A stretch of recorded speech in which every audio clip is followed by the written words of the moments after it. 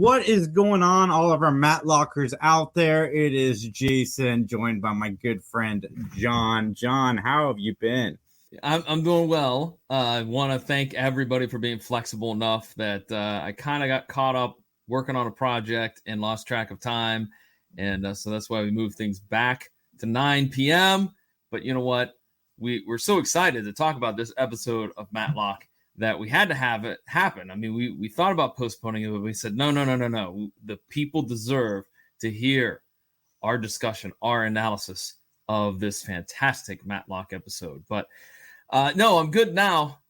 So it was a little bit rushed and stressed to get here and get into the studio here at Casadela, Orlando. But, you know, we're here. We're ready to go. How are things with you, man?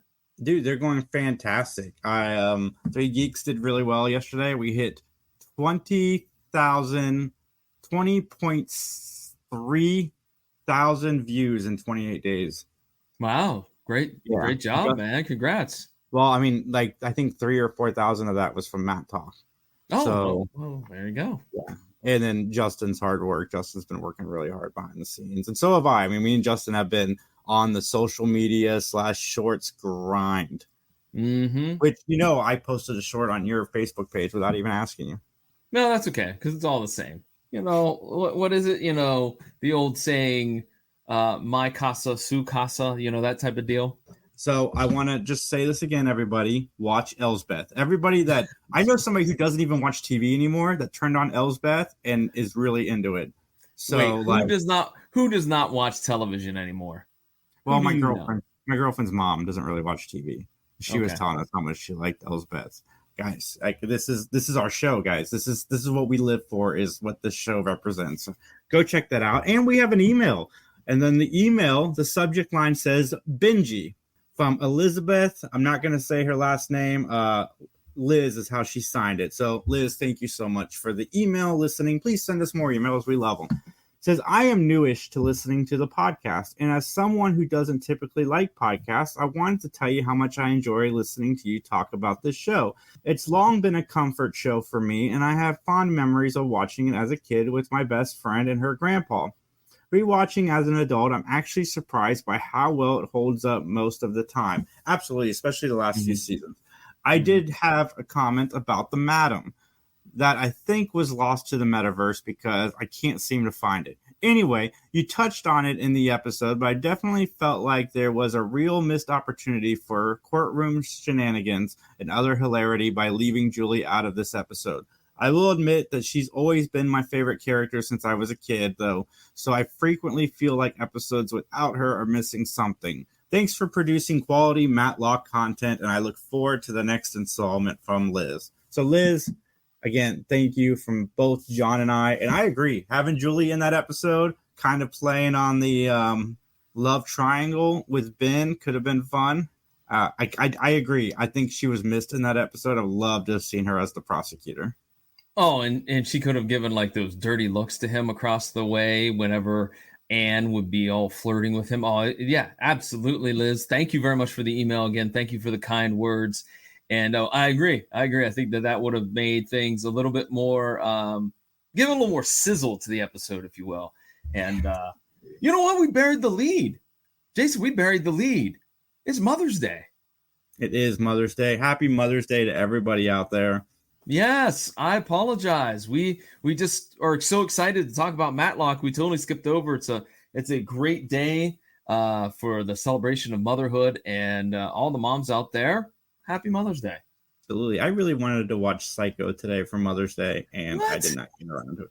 Who loves their mother more than Norman Bates? Just saying. He loved his mother so much that when she died, he became her. Okay, you got a point there. Valid point. Can't argue that. Okay. It's a good Mother's Day movie, but in all fairness, I did go. We went to my girlfriend's mom's house first. We had lunch there, and then we went to my parents' house for my mom's lunch, my dad's birthday, happy Mother's Day. And then I just got home like right when you texted and said, hey, can we move to 9? Oh, okay. Well, I spoke to my mom as my mother lives out of town, very far out of town in Rhode Island. So it's quite a long trip from Columbus, Ohio to Providence. But I spoke to her today, and actually we kind of agreed that we were going to kind of combine Mother's Day with her birthday when I'm going up there at the end of June. So we'll celebrate properly in June. Nice. So, yeah. All right, Jason, are you ready to get on into this episode and talk all about it?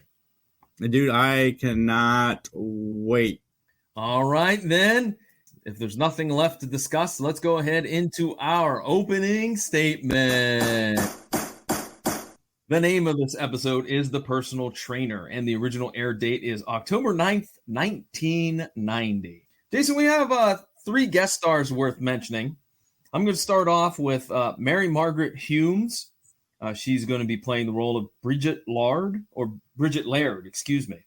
You may also know her as Marilyn Teller on Erie, Indiana, Carol on Blossom, Gail Leary on Dawson's Creek, Miriam in the movie History of the World Part 1, and literally she has been almost on every single 80s television show. I mean, you look at her resume, she's been on TJ Hooker, The A-Team, The Fall Guy, Hunter. I mean, they're all one-offs, but like every big Knight Rider, every big show, she had at least one role on there. And so that's pretty impressive, don't you think? Yeah, it's like she was on Dawson's Creek quite a bit. She was on Jake the Fat Man, Perry Mason, but no Murder, She Wrote. Oh, we won't get a hat trick tonight. Darn it. Oh, we still got two more shots. But yeah, no, Dawson's Creek, she was on for almost 100 episodes. Good Lord. Yeah. And then she's been in a lot of Hallmark Christmas movies. Sadly, I haven't seen any of these. So I got to make sure I save this in my web browser so I can kind of have a checklist of some Hallmark movies I haven't seen yet. For those who are just joining us, first time ever, Jason loves Hallmark holiday movies. Loves them. I do. The Jewish ones, the Christmas ones. Give me whatever. A Kwanzaa one, find one for me and I will watch it. I love holiday movies. You still got to watch the hockey one. This when Christmas rolls around. I expect you to watch the hockey one. I can't remember what it's called off the top of my head, but it's something. But let's move on and talk about another guest star. George DeCenzo will be playing the role of George Wilton. You may know him as George Baines in Back to the Future, the voice of Bo and Hordak in She-Ra, the Princess of Power, Major Benchley in Close Encounters of the Third Kind, D.A. Arnold Bach in Equal Justice. He does a voiceover work for Captain Lou Albano on Hulk Hogan's Rock and Wrestling cartoon. He also did some voiceover work for Cyclops and Captain America on Spider-Man and His Amazing Friends. But like I said, I think most people know him as George Baines from his role in Back to the Future. First off, it's not George Baines, it's Sam Baines. You're thinking of George McFly, Marty's dad. He played Lorraine's dad. Oh, my bad, sir. I apologize. But to be fair, he did play a lot of people named George, as I'm skimming his IMDb page. He was also in a Perry Mason movie. He was in The Exorcist 3, which is a very underrated movie. Jake and the Fat Man again. Animaniacs. Yeah. Oh, he was, dude. Murder, She Wrote. He was in 6 episodes as 6 different characters. What? So we have a hat trick? Yes. All right. We have ourselves a hat trick. Yeah. Woo! All right. George DeCenzo. All right, dude, you buried the lead, John. Like, what? Whoa, he was in Challenge of the GoBots. I was a GoBot kid. I was never a Transformers kid. That happened later in life. But the GoBots, I know the Kmart version of Transformers, but I was all over it. I remember Wendy's had a kids meal toy that was a GoBot. Yeah, I had GoBots too because they were the cheaper version. Yeah, I didn't have too many Transformers. I had quite a few GoBots.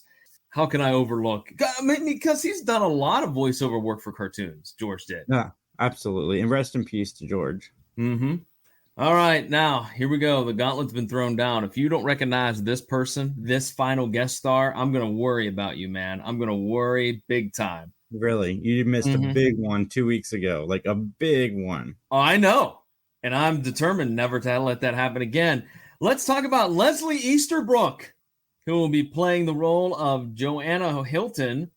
You may know her as Mother Firefly on The Devil's Rejects, Patty Frost in 2007's remake of Halloween, Rhonda Lee on Laverne and Shirley, and you probably know her as Sergeant Debbie Callahan in the Police Academy franchise. That's who that was. I was trying to figure out why she looks so familiar. That is nice.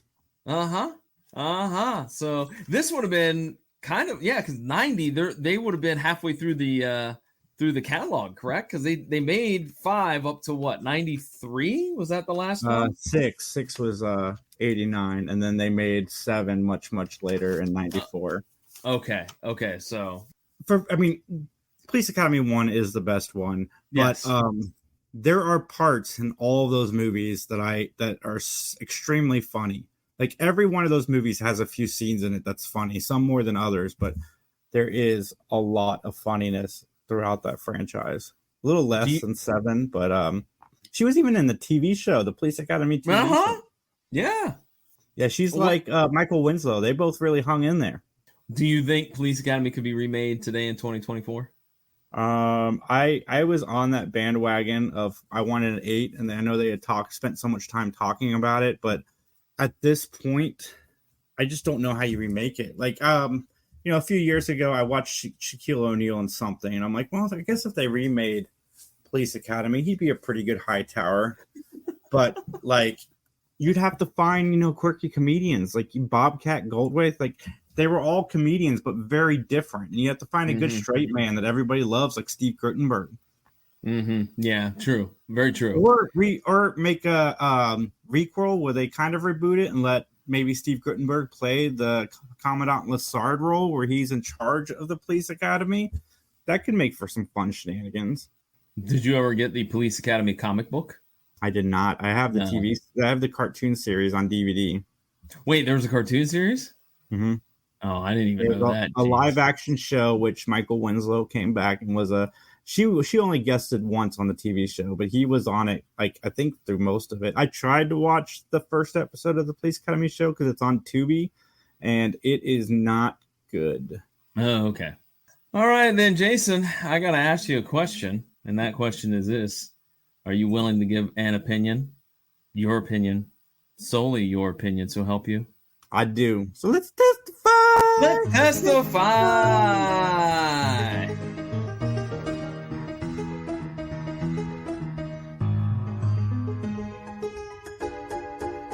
All right, ladies and gentlemen, the plot of this episode is a jealous roofing contractor is charged for the murder of a personal trainer who was sleeping with his wife. First off, I'm just going to say this going into this episode.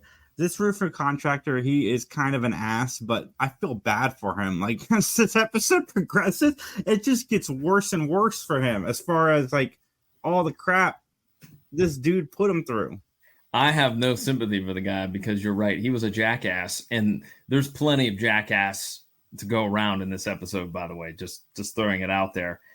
Okay, so the opening scene is some of this old-timey from the 1920s, women working out in these ridiculous, like, workouts. Like, some of that machinery looked like a torture device, not like something to build muscles. I mean, but we cut to Henry. No, his name is Harry. Why did I say Henry? It's not the right guy. Same reason you said George, not Sam. 9 o'clock, past our bedtime. That's right. You're correct on that one. All right, so Harry's reading in bed, and Dee Dee is wanting some sexy time, if you will. And he's kind of, I'm reading this book, blah, blah, blah, blah. He likes books, by the way. And I'll go ahead and just talk about this. It's never really revealed why he likes books. Like, it's just something that he does. And he gets, like, the classics, like Tropic of Capricorn.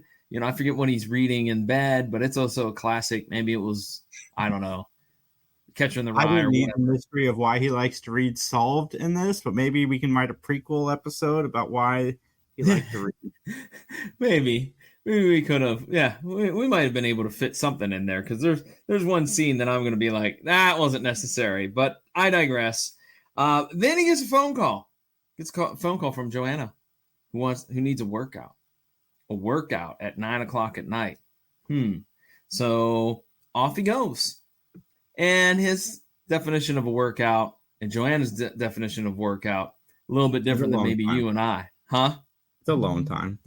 It's more sexy time. It's not working out. Nope. So it is here where Joanna gives Harry a first edition copy of Tropic of Capricorn. And so we cut to a scene where Ben is leaving his house and it's raining out. And then he shows up complaining to George about a leaky roof. And one thing I like about this episode from the second it started is we get this look on Ben's face through the entire episode. And I love it when Andy Griffith plays mad. Like there's even a moment in this episode where he throws a chair, which we're going to get to here shortly. Oh, yeah. So they argue, Ben's like, you didn't fix my roof and I want it fixed and it's water's coming in and you're going to ruin my couch and my carpeting and blah, blah, blah. And so George says he'll have his workers at Ben's place. First thing in the morning, he's going off to dinner. So Harry shows up at Bridget's and Harry tries to, I guess, wiggle back into her life. Like he's like, oh, you got a boyfriend, blah, blah, blah. And then Harry is discovered, his lighter is discovered in the bedroom. And of course, George and Joanna have a huge blow up. And then we go to Maury's gym. All right, where Joanna and Bridget are working out when George arrives with a gun. And Bridget basically calms him down, which I was wondering, why is she calming him down? His wife is there. I don't know why she didn't do it. But anyways, Bridget calms him down. He leaves. And I wrote down, isn't he going to be arrested anyways? Because you can't run into a business brandishing a firearm and not face consequences, right? You would think. I thought you were going to say, it's Georgia John, It didn't matter because he gets arrested shortly thereafter anyway. That's true. Because we cut to a scene where Harry's reading, knock at the door. He goes to the door and pow, somebody shoots Harry. And George apparently found out where he lived. And he's driving over and he opens the door that was ajar and he's standing over the dead body. One of the pet peeves of Jason. At least he didn't wallow. He stays at the door. He doesn't go up to the body. He doesn't? No, I paid very close attention because I was waiting for it because he looked like he was curious about the body. But no, he was smart. Okay. He's not a good roof fixer, but I mean, he doesn't at least like fondle dead bodies. So that's more than we can say for most of the people in the first 2 seasons of the show that were accused of a crime. Did you just say fondle the dead body? Dude, they rolled around in like the blood and got their fingerprints everywhere. We go. No. I just fondle the dead body. That's hilarious. This better make it short. Justin, jot this down. We're gonna have to make a short of this. Anyways, all right. I just appreciated your verb. That's all I've appreciated. Fondled. Anyways, so we go to police headquarters and Ben shows up mad. His roof is not fixed. He throws a chair. This man is out of control. He throws a chair. Dude, he's not playing. I love this. I love Angry Ben. Well, the recliner's ruined. He can't sit in his recliner. And so he threatens George again with hitting him with the chair. So Ben hears his side of the story. George says, please defend me. I'll make it up to you, blah, blah, blah, blah. So Ben takes the case. Ben shows up at Harry's home and he interviews Dee Dee. And then Maury shows up and he's there and he scolds Ben for making Dee Dee upset. So we go to Ben's house and there's leaks galore. This is where I wrote down later. This seems like overkill. Like, I don't think your roof would leak this badly unless there's like gigantic craters in the shingles and in the ceiling. One of my pet peeves on 80s shows, and I'm not holding it against this episode because every show did it. If you look out that window in the background, the rain is just coming down in like one half of the screen. Are you chugging the stomach medicine, Pepto? No, I'm drinking a Prime. Oh, okay. I'll look at you, man. Not Tip. He's doing what the kids do. But it's when the rain is only on like half the window and it's like pouring on that half of the window and then you see a few drops on the other side of the window. That drives me nuts. But again, I'm not holding it against this episode. So I was a little distracted by the roof scene because I was paying attention to what was happening in the background. Yeah, like I said, it just seems like this is an outrageous amount of leakage in your home. Michelle shows up to chat about the case, but well, they can't sit anywhere, otherwise their bottoms are going to get wet. So we then cut to a scene where George finds out that Bridget may have been messing around or talking with Harry or whatnot. And at the same time, Ben shows up at the same house, Bridget's house, and basically is like, wait a minute, time out. You're having an affair with her? You all need to go to church. That becomes a theme in this episode, which I find funny. So basically, Bridget is seeing and sleeping with George, and George is upset that his wife is sleeping with Harry. So it's a big, giant mess. And Bridget has a lame alibi. I forgot to mention this. She was shopping, right? Which that's not going to hold up well. So Joanna is working out, and she's interviewed by Michelle Thomas. And Bobby is there. We're introduced to Bobby, who doesn't really look like a kid. And later they do mention she's 22 years old, which that was fine. But at first I was like, who is this person? But Michelle, she rolls a BMW, so she must be getting well paid from old Ben Matlock, huh? I would hope so, man, with as much as they make case. And I'm sure she works her own cases. Yeah. Just sad she never became like a named partner. Yeah, no. Well, Ben is watching for Bridget, and then Michelle joins Ben in the car for a meeting, and they decide to follow Bridget. And she goes to this little particular apartment building, and Ben tries to scam the doorman, but to no avail. He slips him $20, and he's like, oh, yeah, she's in room 609. Ben and Michelle interrupt this person named Alex and Bridget in this fancy hotel. Alex is a painter, and Bridget's like her cousin, I think she says, and she's his nude model. Okay, at this point, would you ever, I don't know your family makeup, but would you ever want to see your cousins naked? Like, even if you're doing something like painting, like I would rather have a stranger, somebody I didn't know. First off, no, I do not want to see my cousins naked, but even if I did, I wouldn't admit it on Mattalk. But no, that is a bit weird. I heard it too when she said it, and I'm like, what? Bobby shows up at Ben's office, and Harry's having an affair with her. Yeah, this guy, like, I don't understand like how he has the stamina. I don't understand, like, that's just too much. And he went and hung out with Bobby before he went and hung out with her mom. Or no, he went to Bobby's after he hung out with her mom. So he went from mom to daughter to ex that he has, that he hasn't seen in a while, that the other guy is back with. So he is 3 degrees of separation with all of this guy's people. I know. I'm appalled. This is, I don't know. This is just, I'm surprised Ben's not more sheepish. He seems to be much judgier,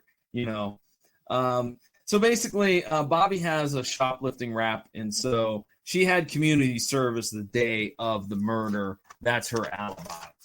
So we go to the courtroom, and Michelle tells Ben that Dee Dee isn't a suspect, all right? And then Ben tells Michelle Bobby's whole deal, like, she's sleeping with Harry too. He's kind of worried what the prosecutor might do if they find out that Bobby is having an affair. If everybody's having sex with one another, I don't know. I don't know what the prosecutor is going to do with that. But so Bobby and Joanna were at the child care center where she had to do her community service. I'm sorry, Ben and Michelle were there at the child care center interviewing the director, and some kid wipes his hands on Ben's pants and gets green paint all over them. If you ask me, Ben asked for it, because you just don't go over to a kid that's finger painting if you don't want your suit to get ruined, right? Yeah. Right? That's right. Ben gets a parking ticket, and then he wonders if that would play in. That's a clue. Maybe Joanna got one. I don't know. It's funny. I heard the parking ticket, and I'm like, that's how he's going to solve the case. Yeah. I think we've been watching so much of this, dude. So this has been an ongoing theme in my life. Watching TV with my girlfriend, I will just blurt something out. I don't think I'm right. I'll say this is how it's going to end, And then sure enough, almost beat by beat, it's how the episode ends. I think I'm watching too much TV. You might be. You very well might be. All right. So Ben interviews Dee Dee again, who now has gotten like Hindu religion, very like hippie-ish, if you will. And she talks about there's a missing copy of Tropic of Capricorn, and that could be a possible clue. Now, here's the thing that I really think that we could have done without. Ben is going to roof his own house. Like, really? Like I that? liked it, man. I thought it was funny. No. I knew how it was going to end too, but oh, I did too. I knew. I was like, and sure enough, he enters the courtroom on crutches. Ben's really upset with George. Hold on, loosely on crutches. Like Andy Griffith isn't even trying to use the crutches. He's walking. He's walking and just moving the crutches as he walks. I was laughing hysterically. I'm like, this is great. He doesn't even need the crutches. I wonder if the character of Ben just had him there because to threaten the suing of the other guy, because there is no reason for those crutches. He literally is walking and like just moving them as he walks. Yeah, you're right. Maybe it could be a scam. That's good. That's a good explanation because I wrote that down too. I'm writing, Ben is walking like a normal person. He's just scooting the crutches. Dude, I found that so funny. I was laughing. Well, he did say that, he's very upset with George because George, again, hasn't had his men come out and fix the roof, and that Ben's going to quit as his attorney because it's conflict of interest. I'm going to sue you, George, so I can't defend you. And so basically, George goes, fine. I'll give you $250,000 to cover all the damages and everything. And so that deal is settled. Joanna's on the stand. Joanna admits to having an affair with Harry. And always in the guest house, though. She always meets him in the guest house. And Harry's lighter was found in the main house on the master bedroom floor. So the daughter takes her boyfriend, or the guy she's having the affair with, up to her parents' bedroom? Yeah. Why, the mom is out in the guest house? Yeah. But she wakes up in the master bedroom. So what was she doing for that hour that he went up to see the daughter? I don't know. Or did he go see the daughter first? I didn't really pay that close of attention to who got sexy time the daughter first, and then went and saw the mom, and then went and saw that other girl. I think that's the order. Okay. That's a lot in one night. I'm just saying. That is. And also, too, my mind's going to, like, thinking about how gross that is as well. But anyways, so Harry was in the bedroom when he was with Bobby, is what the consensus is that because Harry never entered when he was with Joanna, that was with Bobby, that he would enter the house. Joanna actually left the kid care center, killed Harry, returned, parked, and missed the street cleaning, all right, which was happening for that hour. Like, she had parked in this particular curb spot, and had she stayed there, the street cleaner would have, maybe possibly pinned her in or whatnot, and she probably would have gotten a ticket. But because she missed that, and she came back, that's the clue that Ben is going to focus in on. And then the missing book, the Tropic of Capricorn, is found in Joanna's car. And so George is found not guilty. George kisses Bridget. And Ben has a nice remark because I think Michelle says something about them. Oh, they're back together. And Ben goes, wait till she asks him to fix the roof. All right, Jason. Got anything else you want to talk about before we get into our final part of this episode? No. I have nothing else I want to get into at this particular moment and juncture. All right, then, ladies and gentlemen, it's time for our closing statements. This is the part of the podcast where John and I will rate the show on a gavel system. 1 gavel means that we didn't like it. 5 gavels means we absolutely loved it. -10 gavels means we are moving to Australia, going to rob a bank, and live happily off the grid. So, I'm going to go first because I always send it to John. This episode was awesome. I love Angry Ben, and from the first moment we see Ben, we see this face. And how do you not love this face? We even got to see Andy Griffith throw a chair. We got to see Andy Griffith pretend he was using crutches with not really well, but I think that was part of what Ben was trying to do in that moment. So I'm going to give it to them. I'm going to just say that it wasn't lazy acting. It was part of Ben's plan. And I'm going to give this episode a 4.7 out of 5 because it was so much fun. I had a blast. It loses 0.3 because Conrad wasn't it. I give it a 3.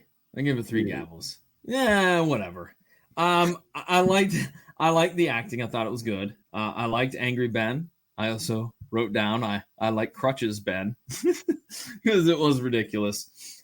I wrote down as negatives there is no Conrad, as you mentioned, and kind of like Harry's affairs of having intercourse with all these people was almost comical to a point. Like it, I kind of didn't know if I should put it as a plus or a negative. Well, technically only 2 because the last girl he went to see, he left before anything could transpire, and then he left his wife just wanting some, right? Yeah, his girlfriend. I mean, it was comic. It was almost comical, but and I also said I didn't think that we really needed the roofing storyline with Ben, even though it did give us Ben who doesn't know how to use crutches. So I thought this was middle of the road. I gave it a 3. All right. Well, you know what, ladies and gentlemen, maybe you agree with me and Jason. Maybe you don't agree with me and Jason. So let's let them know, my friend, where they can get in touch with us if they have a comment about this episode or any episode for that matter. The Mattalk audience is very good at communicating and sending us fun stuff. Please keep doing that. I love getting the DMs from you guys talking about your experiences with the show. Also, guys, you guys can email us at benmattalk@gmail.com. As soon as I get the email, I send John a screenshot of it. I'm like, woohoo, we got an email. So we love getting the emails. Again, Liz, thank you for the previous email. We loved it. And we're glad to have you on board checking out the show with us. But guys, benmattalk@gmail.com. And you can also leave us a message over on Facebook. Facebook page for this great podcast is Mattalk Podcast. That's all you have to look for. And leave us a message over there as well. And don't forget to like, subscribe, rate, review. Am I missing anything else, Jason? Like, subscribe, rate, review. Nope. Tell people. There you go. Recommend to a friend.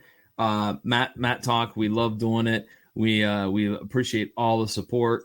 And you know what? Let's go ahead and start wrapping things up, Jason. Also, guys, if you're in the groups, the Matlock groups that we're all part of, I think there's 3, tag us. And we'll have a conversation on there, too, if you don't want to email it. You just want to tag us. Good idea. Good idea. 3 Geeks Podcast. We are live Saturdays at 7 p.m. We're going to be live this Wednesday at 7 p.m. reviewing X-Men 97, which so far is the best show of this year. And I cannot wait to see how it ends.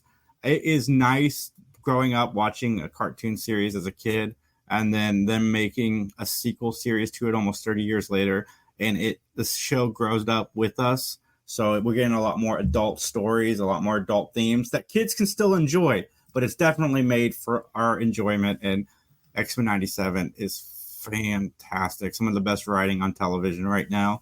So we're going to be doing that, releasing 4 shorts a day, usually between Justin and I. So guys, come check us out. Follow us everywhere at 3 Geeks J, at 3 Geeks Podcast on all of your social media platforms.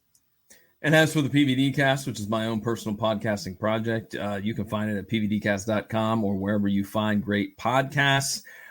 The episode that's up right now is actually a celebration for the OWA, the Ohio Wrestling Alliance. It's been a wrestling company here in Columbus, Ohio for 5 years, but it has decided to close its doors for a variety of reasons. And I sit down with the promoter and the ring announcer, and we talk shop about, the history of the company, why that it is closing its doors, some favorite matches, some cool, wild stories as well. So you can get that at pvdcast.com or once again, through all those major podcasting outlets. Nice, guys. Thank you so much. We'll talk to you guys real soon. Have a wonderful week. And as they say in court, nothing further.